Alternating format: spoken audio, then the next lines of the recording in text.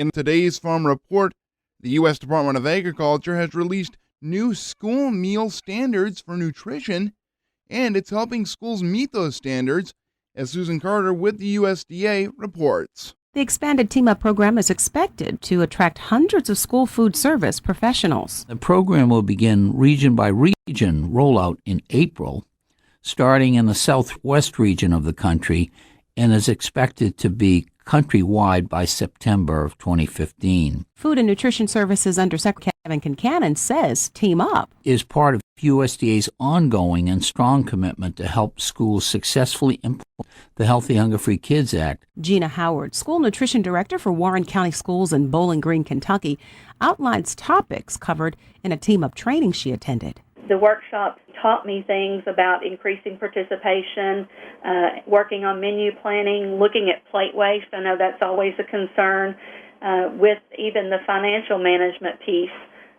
Those 4 areas, and then also working with allied organizations, are the areas that we need to focus on, and the areas that if we can work together with a mentee situation, we can I think, change the perception of school meals in our nation. Howard says the management tools, relationship building, and mentoring are powerful devices to improving the nutrition of schools. I, myself, have enjoyed that I have an action plan, that I look at that on a daily basis and the different things that I'm going to be doing in my district. I know that this month the National Institute will be checking in with me, and we'll be talking about what I have done, what I've completed, and what I am going to complete in the next 12 months. The Team Up program is among many programs that are funded by the Department of Agriculture to help enhance school nutrition. Secretary of Agriculture Tom Vilsack announced 2 other initiatives. One was to further assist school food workers in announcing the availability of up to $5.5 million in team nutrition training grants for this year. These are open to state agencies administering the National School Lunch, School Breakfast, Summer Food Service programs, or the Child and Adult Care Feeding Program. In their competitive grant, we expect that they will be funded from this coming September through September 2017. As for the Team Up initiative, the partnership between the Department of Agriculture and the National Food Service Management Institute provides school food service professionals across the country with training and technical assistance to continue serving healthier meals. For USDA Radio, Susan Carter, Washington, D.C. Little Falls Radio learned yesterday that the candidates for the 2015 Morrison County Dairy Princess Contest were announced. The candidates this year are Sarah Herzog, Renee Hebig, and Taylor Check. The 2015 Morrison County Dairy Association coronation will be held on Saturday, March 28th, starting at 7:30 p.m. at the Falls Ballroom. The supermarket has been changing over the years. Gary Crawford with the U.S. Department of Agriculture shares some of those trends. Supermarket trends. In the 70s and 80s, it was simply that stores were getting bigger and selling everything under the sun along with the food. Then it was electronic scanning of products at checkout by the store checkout person. Then more recently, self-checkout lines, which comedian Bill Burr just could not accept at the time. I couldn't believe it. The first time I walked into a supermarket and I saw that. Here it is. I thought I was a comedian. Evidently, I also work at a grocery store. Yeah, I'm going to have a store. You come in, you pick out what you want, you bring it up, you ring it up, you pay me, you put it in a bag, and then you get out of my store.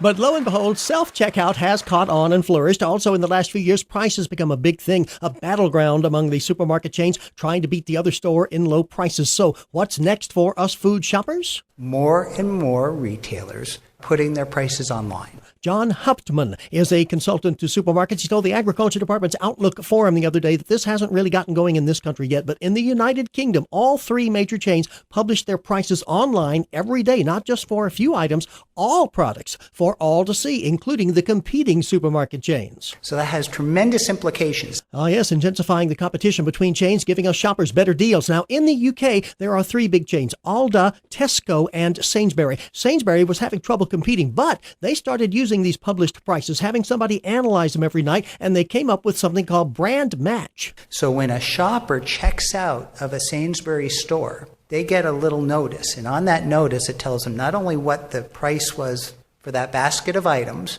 at Sainsbury that day, but also what the price would be, higher or lower, at the other supermarkets. And if they did best at Sainsbury and they saved, they see how much they saved. However, if that basket would have been cheaper at either Tesco or Asda, they instantly get a coupon for the difference that they can use again at Sainsbury on a future visit. What a deal for shoppers, and It's a way for Sainsbury to get more credit for great prices and values, and they say this is a prime driver of their success, and their businesses boom since they came out with that brand match program. so look for this kind of thing in this country at some point. Now, we mentioned a big trend of the 80s and 90s, supermarkets getting bigger and bigger and bigger. Well, guess what the new trend is? Getting smaller.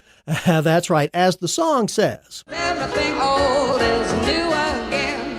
That's right. The typical supermarket has been running about 67,000 square feet, but Walmart and Kroger and others are opening up stores in the 7,500 to 20,000 square foot range. Why? A, because they're more efficient, and B, so that you can fit into areas that you didn't think you could fit into before. So getting into urban areas with a strong food store offering, real estate costs and all of that, you want to shrink it down. Other trends currently, more stores pushing so-called locally produced foods because shoppers like them. They see it not only as supporting the community, but it's fresher.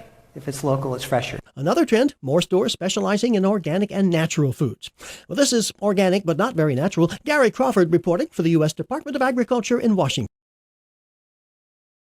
If Congress gives the President Trade Promotion Authority, or TPA, it means that when the administration negotiates a trade agreement with other countries, Congress can vote it up or down, but not change it. And at a House Ag Committee hearing this week, unanimous opinions from the 4 witnesses representing agricultural groups. U.S. agriculture, indeed the entire U.S. economy, needs TPA, and we need it soon. What we need now is for Congress to move forward with TPA. It is in agriculture's best interest for Congress to expeditiously enact TPA. The certainty of having TPA in place ensures that U.S. negotiators have the leverage to obtain the best agreement possible. Farm Bureau President Bob Stallman there at the end was referring to the Trans-Pacific Partnership Agreement now being negotiated. He says if the president does not get TPA, then as far as actually getting that agreement done, I think it will be virtually impossible. Robert Gunther with the United Fresh Produce Association said without TPA, our negotiators are really not able to Strongly negotiate with their counterparts. Not when the counterparts know Congress could change the deal later on. Gary Crawford for the U.S. Department of Agriculture, Washington.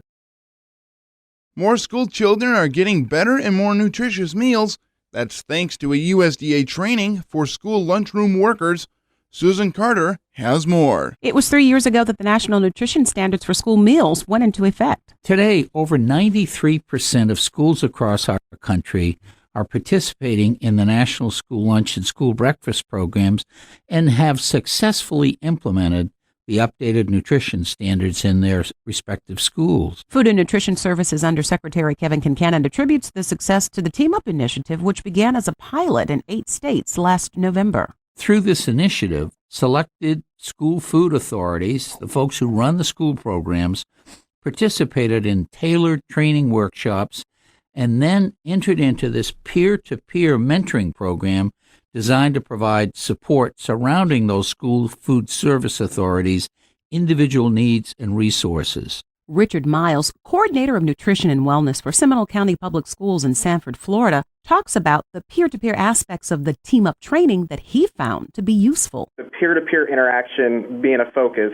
especially at the time where we were able to be face-to-face in small groups and even having one-on-one discussion opportunities, it gave us the opportunity as participants to discuss some of our fears and reservations and successes with others who are facing similar challenges. And Miles says the small group setting proved to be beneficial as well. Really made it easy to be open and honest with one another, with our peers. The focus on important topics was critical. Increasing meal participation and menu planning, for example, are both areas that all have great importance and value placed on, and they can be complicated and challenging, but collectively we can make great strides together. It also just fostered an environment for positive solutions. The focus continued to be on finding a way to move forward in a positive light. It was a great opportunity for collective brainstorming, which really did foster creativity. It helped in the sharing of ideas and best practices. USDA is now expanding the program nationwide to provide school food authorities with tailored technical assistance to meet required school meal patterns. For USDA Radio, Susan Carter, Washington, D.C.